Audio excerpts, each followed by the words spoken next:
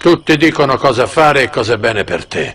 Non vogliono che trovi le tue risposte, vogliono che tu creda alle loro. Fammi indovinare. Tu vuoi che creda alle tue? No. Io voglio che tu smetta di raccogliere informazioni dall'esterno e che inizi a trovarle dentro te stesso. Fai parte di una specie di setta, per caso?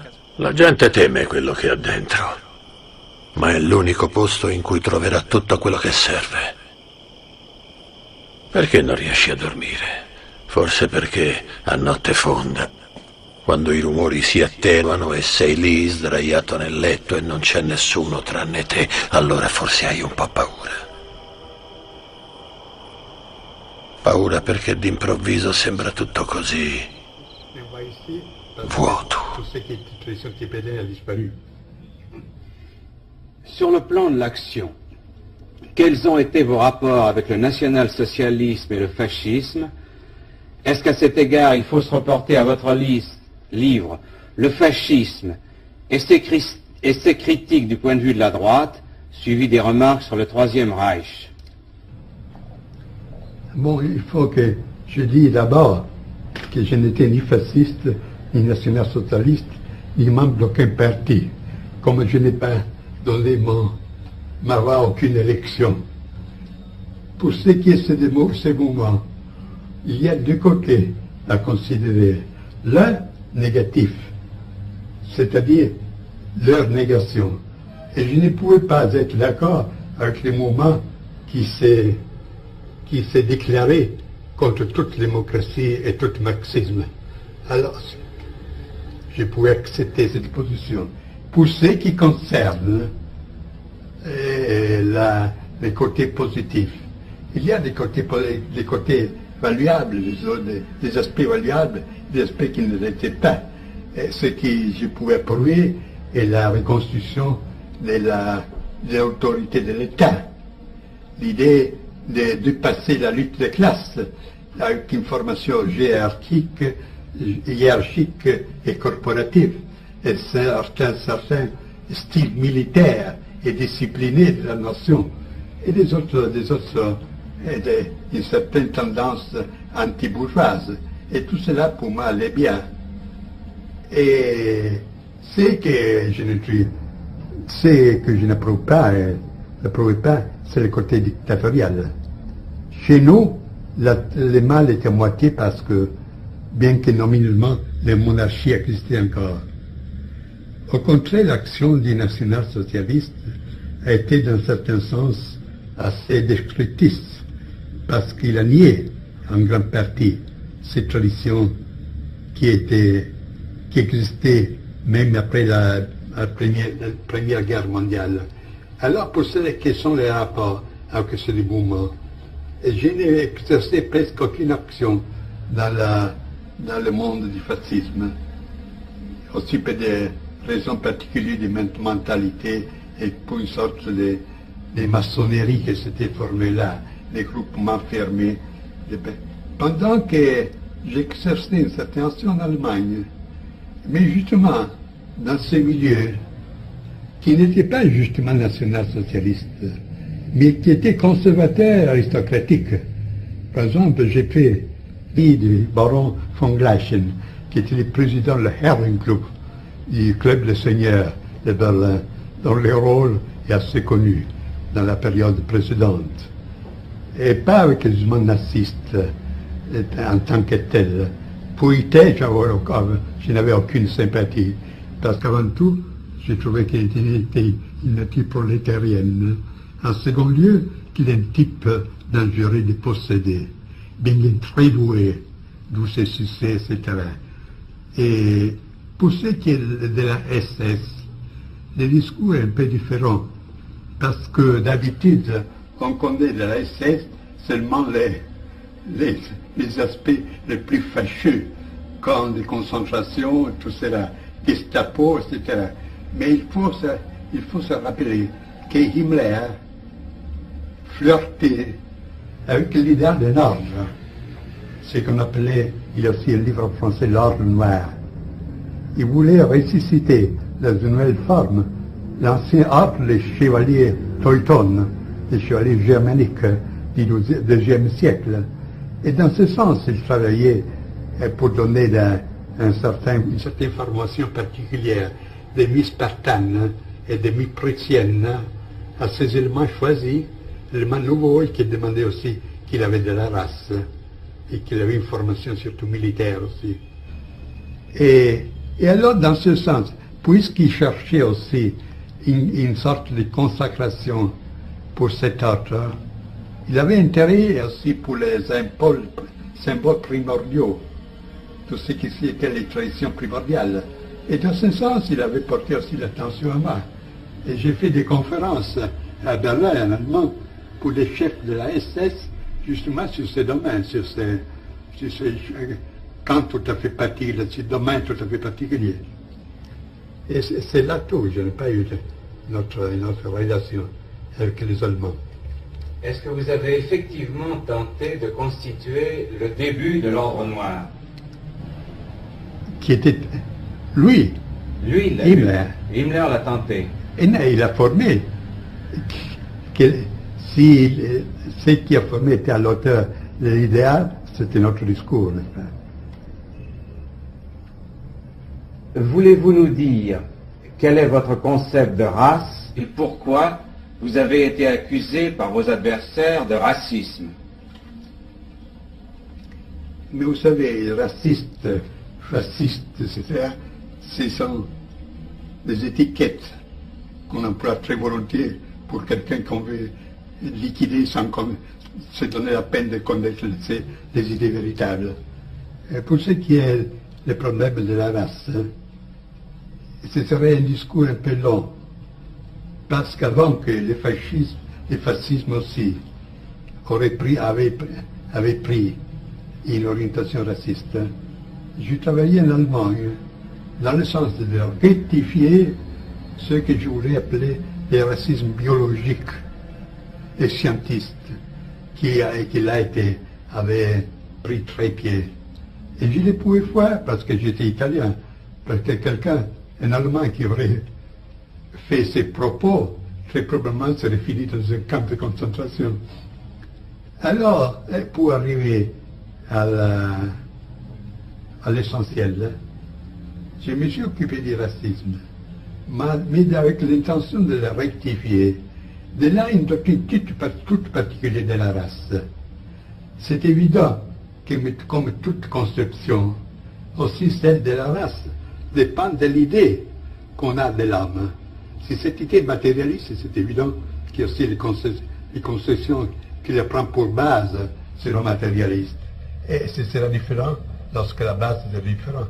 Alors moi, je suis parti pas par la conception biologique de l'être humain, de l'entité humaine, mais bien de la conception traditionnelle. L'homme composé par un esprit, une âme et un corps. Et alors j'ai posé le problème de la race pour toutes les éléments. Alors j'ai formulé une théorie de la race du corps qui correspond plus ou moins à l'anthropologie courante.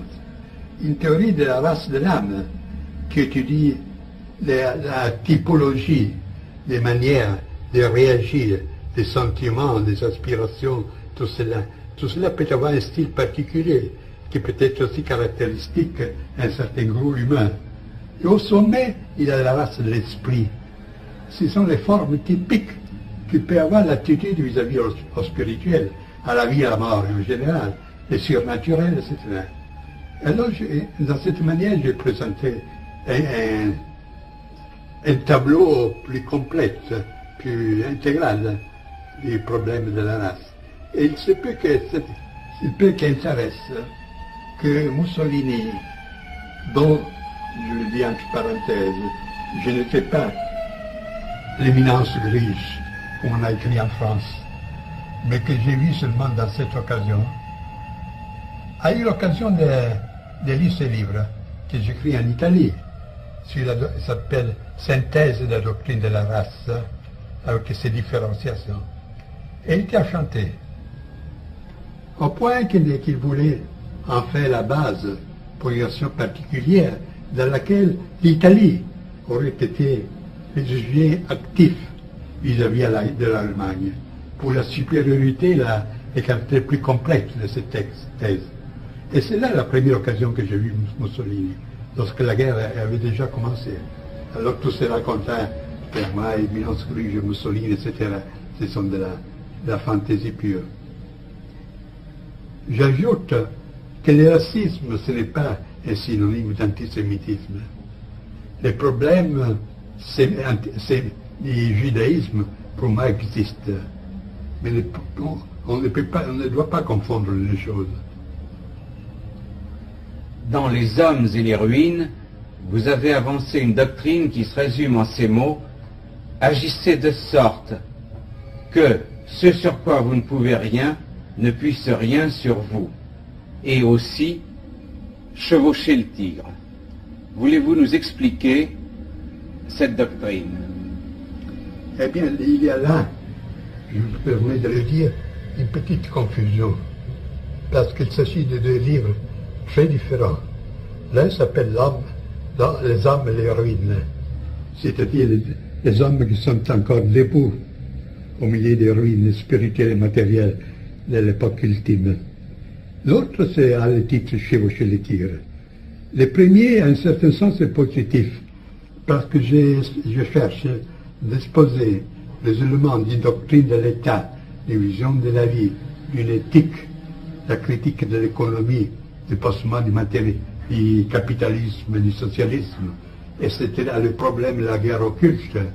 Et c'était jusqu'à arriver à un chapitre final qui s'appelle l'Europe, son unité et ses conditions, où je pose les problèmes et je cherche de les résoudre selon un point de vue naturellement traditionnel.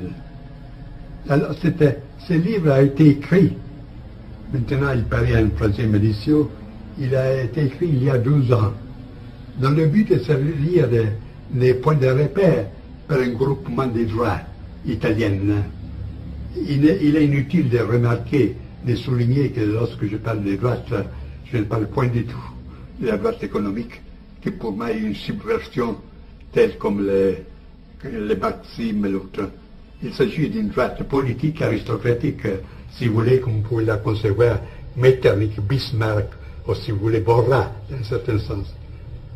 Alors il devait servir comme point de repère pour cette action, pour ce groupement, comme base idéologique pour ce groupement. Et je peux dire qu'après la guerre, celui-ci a été le premier livre, l'unique livre qui a exposé d'une manière systématique une doctrine antidémocratique, une doctrine aussi antisocialiste, etc. C'est l'unique chose qui existe. Maintenant, je cherche à le faire paraître en France. J'ai fait des tentatives. Et je pense que ce serait bien aussi parce on m'a dit qu'il y a assez de forces qui cherchent une orientation plus précise dans ce sens. Et chevaucher le tigre. Chevaucher le tigre, c'est bien. Tandis que le premier livre a une intention positive, le point de repère pour une reconstruction, bien que hypothétique et utopique étant donné le temps. Le deuxième livre a une orientation, a une prédisposition négative. C'est-à-dire que nous sommes désormais dans une époque de dissolution complète, qu'il y a des procès en cours qui sont arrivés à une phase telle qu'on ne peut plus les arrêter. Au point que s'opposer directement à ce procès, à ce phénomène, on risquerait d'être écrasé. Alors il y a une autre manière de les accepter, mais lui donner une direction différente. Et c'est là la formule chevaucher le tigre. Le tigre, c'est qui est déchaîné, chevaucher et s'y mettre dessous pour attendre que l'animal se fatigue ou bien s'épuise pour prendre la parole. Et là, il y a un autre point. C'est une formule tantrique. Transformer les poisons en médecine. Et alors, dans ce livre, j'ai considéré une série de domaines. La religion, la morale, la science, les arts, la politique, la vision du monde, la société, la famille, le sexe, tout cela. Et j'ai examiné le caractère de la dissolution qui a frappé tous ces domaines. Et puis j'indiquais de quelle manière on peut utiliser cette dissolution, pas avec un résultat négatif pour une destruction, comme c'est le cas pour la plus grande partie des personnes, mais pour un homme que j'appelle l'homme différencié, pour acquérir une libération supérieure, en détruisant de certaines formes qui somme toute ne sont pas les formes du monde de la tradition, mais la forme de la civilisation de la société bourgeoise, acquérir une nouvelle supérieure liberté. Alors c'est là le thème de ce deuxième livre. Vous vous êtes beaucoup occupé du sexe et surtout de la métaphysique du sexe. Un de vos ouvrages, paru en France, y a rencontré beaucoup d'intérêt. Pouvez-vous nous en parler? Du sexe, je me suis occupé assez récemment. Et ce livre a eu son point de repère, avec l'intention que j'avais d'écrire une introduction au livre de Weininger, Sexe, caractère. Puis là, j'ai vu que la matière s'élargissait d'une manière telle que ce n'est pas possible de continuer la synthèse. Alors, naturellement, en recueillant les autres matériaux, j'écris ce livre. Et on peut dire que, dans un mot, que c'est l'anti-Freud. C'est la position de Freud. On peut dire que, tandis que Freud a découvert une dimension transcendante, mais presque démoniaque du sexe, subpersonnel, je cherche de retrouver dans l'expérience du sexe une dimension transcendante au sens supérieur, qui conduit à nous. En grec, comme on pourrait dire, anagogique, pendant que l'autre est catalogique, c'est ce qui conduit vers le bien. Et alors, il y a là un examen, pas seulement des formes profanes de l'amour et de l'amour sexuel, tel que presque tout le monde les connaît, pour y découvrir ce plus profonde, de laquelle même les personnes intéressées, c'est-à-dire les personnes qui s'aiment, ne s'aperçoivent pas. Ils ne s'aperçoivent pas justement là où cette dimension serait la plus importante, dans l'orgasme sexuel. Alors, il y a constaté, d'un point de vue qu'aujourd'hui on appelait phénoménologique, ces aspects d'expérience sexuelle. Je suis passé en considération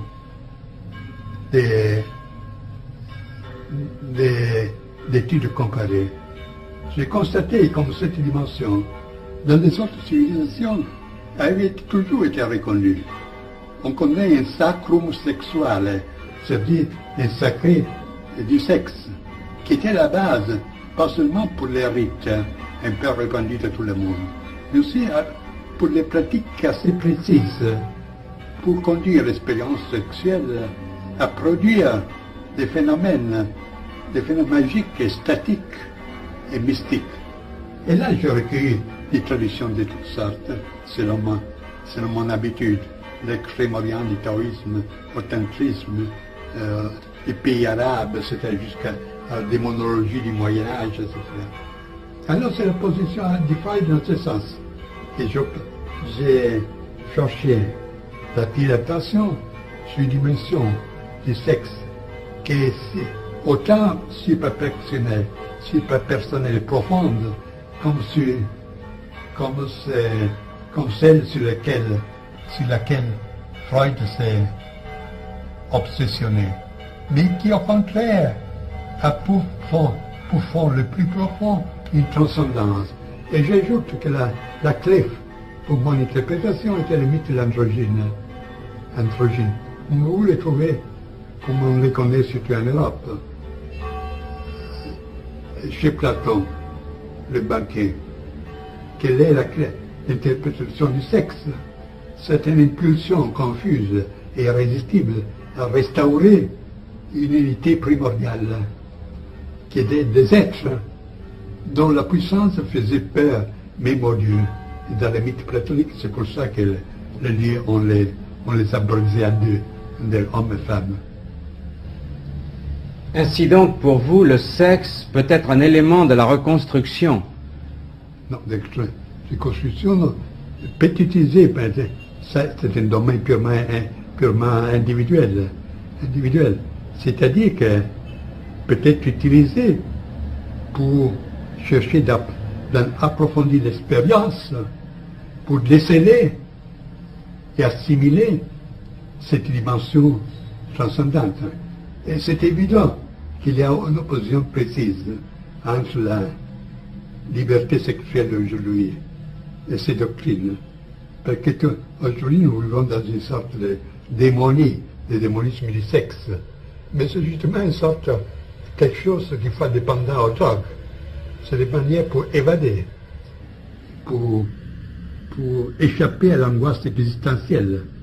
Et alors, tout finit dans des sensations plus spasmodiques et chaotiques qui ne sont absolument aucune solution du problème. Ceci, je l'ai exposé aussi dans un essai d'un de mes livres, qui n'est pas traduit en français, s'appelle L'arco et la clava, c'est-à-dire l'arc et la massue.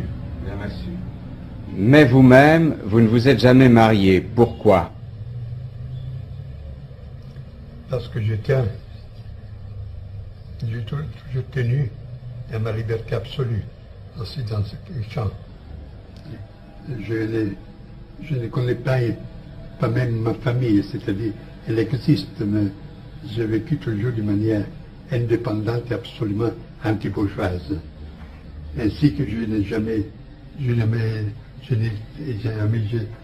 eu jamais une profession, une occupation dans un bureau, etc. Je préféré d'avoir moins de possibilités, mais une pleine liberté. Et puis, au point de vue sexuel, je ne suis pas pour la monogamie. Veuillez excuser cette question, mais on a souvent dit que vous vous livrez à des pratiques magiques, à la magie noire de la voie de la main gauche tantrique. D'où pensez-vous que naissent de tels bruits, de telles suppositions? Mais comme je vous l'ai dit, il y a des personnes qui veulent absolument créer des mythes et prendre les occasions les plus drôles pour se satisfaire. On est arrivé même, justement, c'est en France qu'on a écrit que chez moi, on célèbre les messes noires avec les jeunes filles blondes chaque semaine. Alors, étant donné mes conditions, il y a à dire ce mot allemand, zu schön um wahr zu sein, c'est-à-dire c'est trop beau pour être vrai. Alors, ce que je peux dire, qu'en 1927, 28 et 29, j'ai organisé ce qu'on s'appelait le groupe des Our, qui ne s'occupait pas de magie, mais des opérations initiatiques. Et après cette période, alors il faut distinguer entre des pratiques initiatiques et des pratiques magiques, ce qui est assez différent. Et j'ajoute que de ce groupe de Our est né un ouvrage qui est presque unique dans son genre. Ce sont des 3 volumes qui s'appellent Introduzione alla magia, Introduction à la magie. Ce sont des monographies anonymes, parce que selon nous, ce n'est pas l'auteur qui compte, mais le sujet, avec des traductions, des commentaires. Alors je pense que pour quelqu'un qui veut explorer d'une manière sérieuse, parmi tant de contrefaçons et de fantaisies, ce sujet, cet ouvrage est indispensable. Et paru en troisième édition italienne, il y a un an, moins d'un an, ici. Et si, pour ce qui est l'origine de ce raconteur, vous savez bien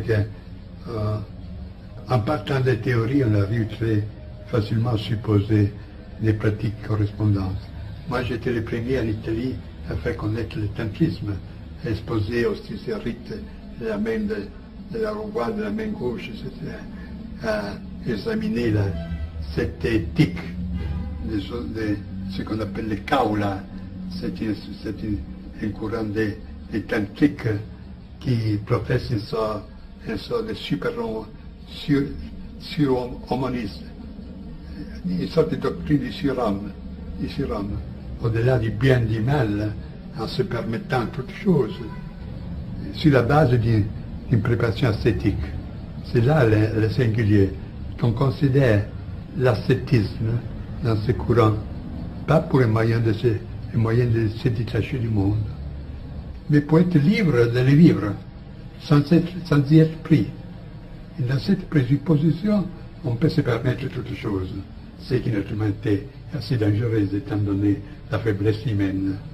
Alors, à partir de ces présuppositions, de ces expositions et de la compréhension que j'ai eue pour ces doctrines, il est facile de penser que moi aussi je m'occupais de ces choses.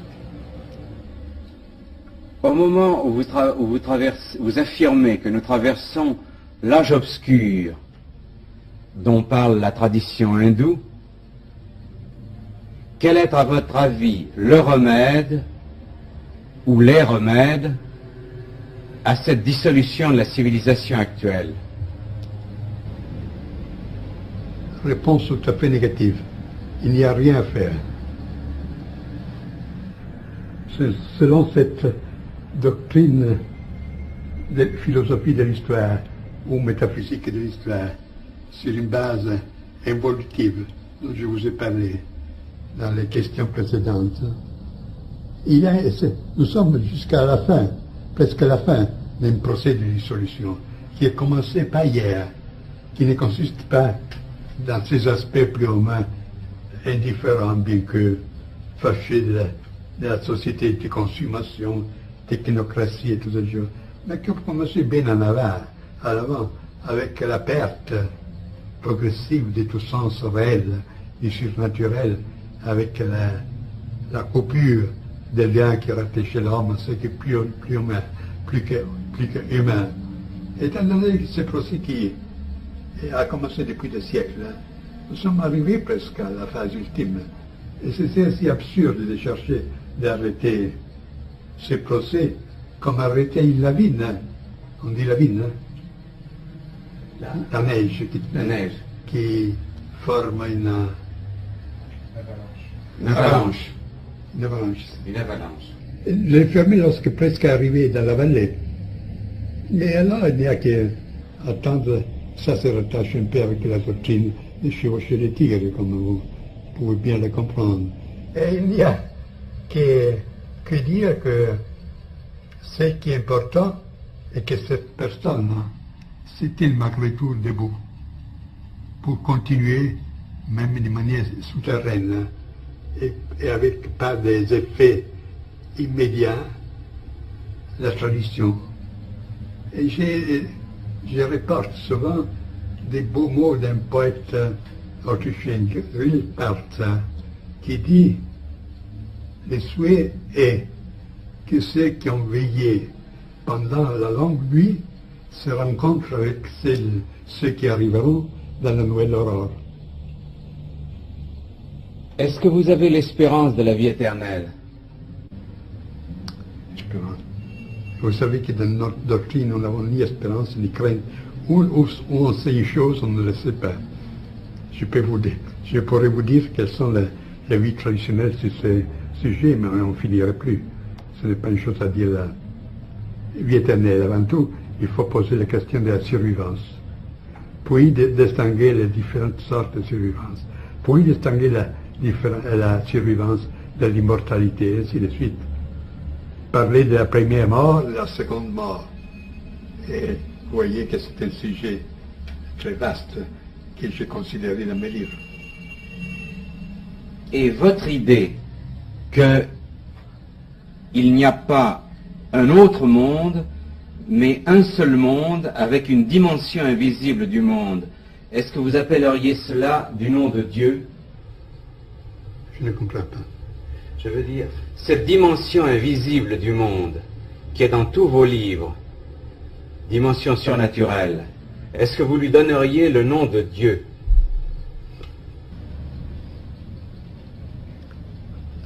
Je me permets de vous dire que la question est mal posée. Avant tout, il n'existe pas une réalité au derrière de l'autre, mais il existe différents moyens d'expérimenter une chose unique.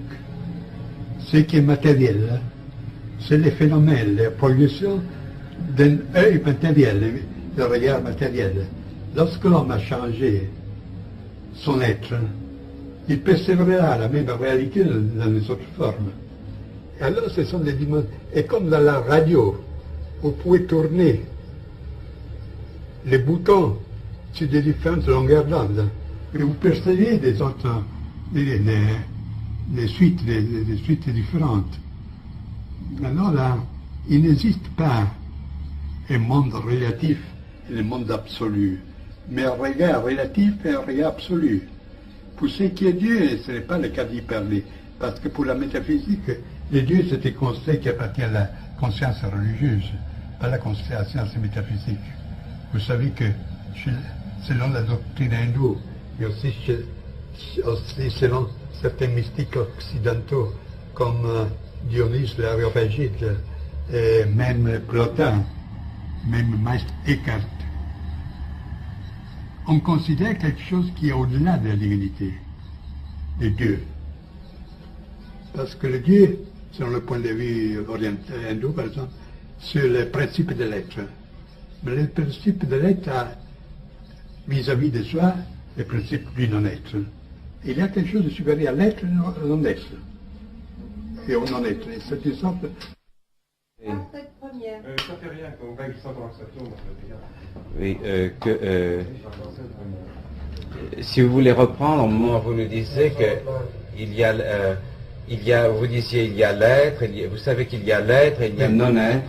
Je disais que Dieu, c'est une catégorie qui appartient surtout au domaine religieux, et tel que l'on l'entend surtout en Occident. On pense au Dieu théiste, Dieu comme personne. Alors, ce n'est pas un concept, une catégorie de la métaphysique.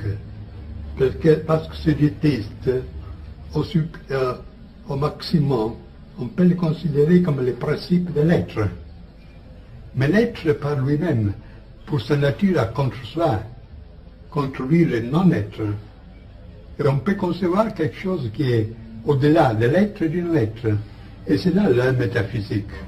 C'est l'affect métaphysique dans une conception traditionnelle du monde. Et c'est là, c'est l'un dont parle Plotin, c'est la Gottheit, c'est le Dieu au neutrum, dont parle Meister Eckhart, et qu'il pose au-delà de Dieu. Et partout, et dans les expériences les plus profondes, même les mystiques qui côtoient les vérités de l'initiation, a été pressenti cette idée-là, qu'il y a un point de repère absolu qui dépasse qui est une sorte de sur-Dieu, quelque chose qui dépasse la conception de Dieu, surtout théiste chrétienne,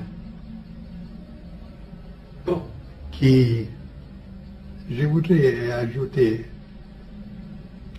à propos de la main de la voix de la main gauche, Vamachara, en hindou, que celle-ci se rattache à une conception presque complète de la divinité. Cette divinité est exprimée dans ses formes plus populaires, dans celle qu'on a appelée la Trimurti, c'est-à-dire trois faces du divin. L'un qui est Brahma, Brahma au masculin, pas au neutrum. Le deuxième, c'est Vishnu. Le troisième, c'est Shiva. Le premier Dieu, c'est-à-dire la première puissance de la divinité, c'est la création. La deuxième, c'est la conservation. Et ça, c'est la tâche pour ce qui est dévotion, respect de l'existence, tout ce qui est créateur, etc. Le troisième Shiva, au contraire, c'est le dit de la destruction.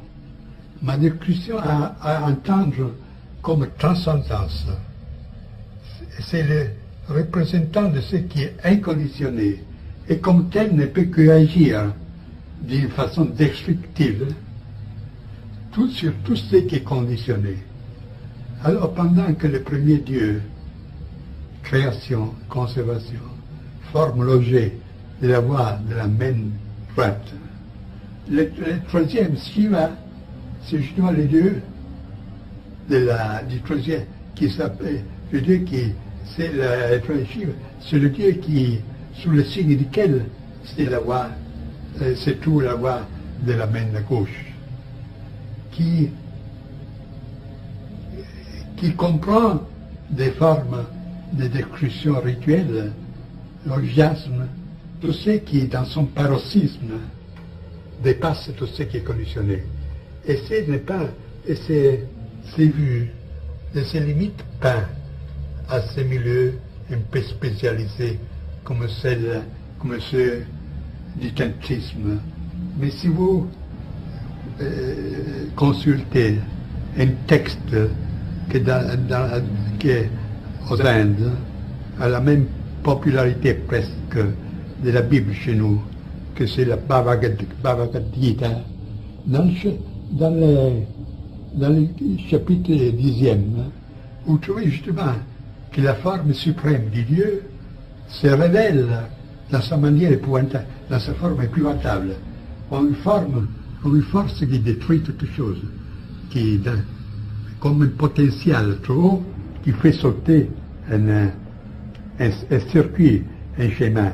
Et c'est intéressant que cette révélation du divin dans sa forme suprême a été accordée à un guerrier, Arjuna, lorsque au point de combattre, en voyant dans